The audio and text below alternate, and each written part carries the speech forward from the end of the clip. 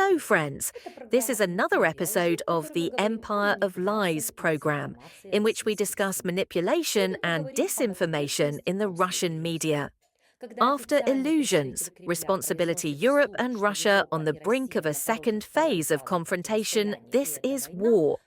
When an official Kremlin spokesman says this out loud, talk of special operations, crisis, and escalation ceases to be fig leaves.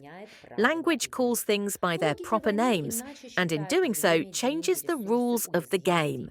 In the logic of war, time, money, resources, vulnerabilities, and risks are calculated differently. Industry and finance are structured differently. Maps are read differently, not as a set of borders, but as a system of vulnerability corridors, logistical hubs, and points of preemptive action. War has another property. It removes masks.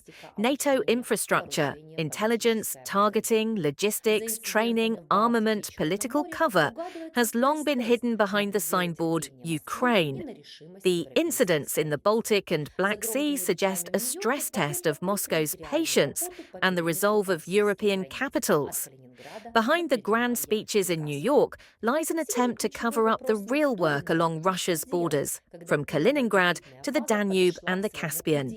Today, the key question is not who is to blame, but what to do when the first hybrid phase has reached its limit, and how to prevent Europe from falling into a scenario where it pays, risks, and decides the least.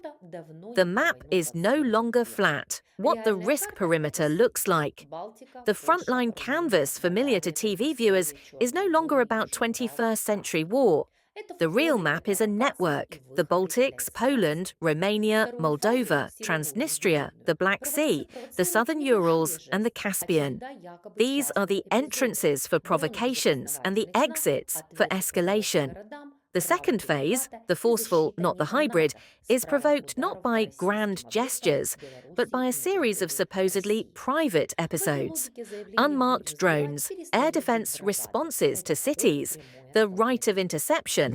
Dmitry Sergeyevich Peskov is already saying outright that this is war. And if this is war, then we must approach everything that happens from this perspective.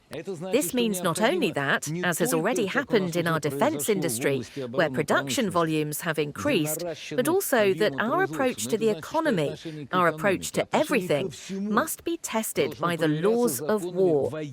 Understanding that we are not facing just any Ukraine, we are facing the entire NATO bloc, which is reconnoitering,